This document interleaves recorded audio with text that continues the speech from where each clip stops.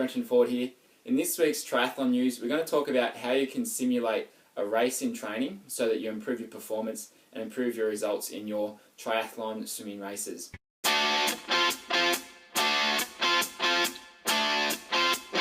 So there's three types of sets that I like to do. The first one I call initial speed and find rhythm. So I did this yesterday in training. An example would be 600, 400 and 200. And what we do is we go out the first 100 metres at 90%. So you're working pretty hard that first 100 metres. And then after that you go around 80%, where you just try and stabilise your heart rate, find a rhythm and get comfortable in your swimming. So what that does is, in a triathlon race, you're going to go out pretty hard in that first 100, 150 metres, so you can find your space, you can get away from the pack, and you can find your feet. And after that, then you want to find your rhythm and just find a comfortable pace and a comfortable way of swimming so that you can swim well for the rest of the race. And these are really good sets for doing that. So, for example, last night we went 600 metres, where the first 100 metres you go at 90%, then you swim at 80% after that. Then we do 400 metres with the same thing, 100 fast, and then 300 a little bit easier, and then 200 with the same sort of thing. So they're good sets to practice your triathlon races.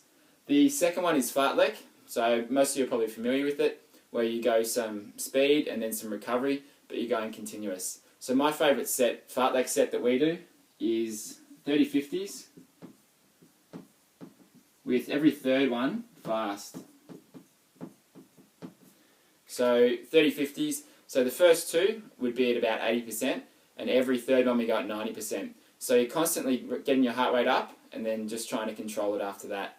And it's a really good one for practicing the speed. So in your triathlon races, you might need to use a little bit of speed here and there if you need to get on someone's feet or if you need to catch up to a pack.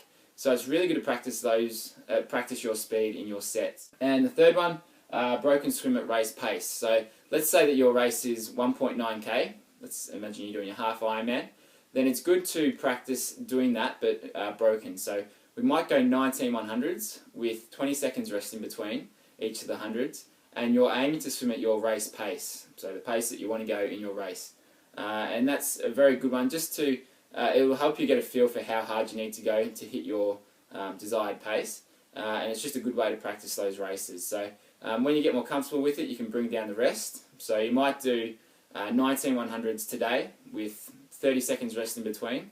Then you might do it another month down the track, and you might go 20 seconds rest in between, still trying to hold that same pace that you did before that. So that's just a way you can make it more difficult. But there are three types of things that I like to do in training with my guys to improve their open water swimming and their triathlon swims. That's it for triathlon news this week. See you next week.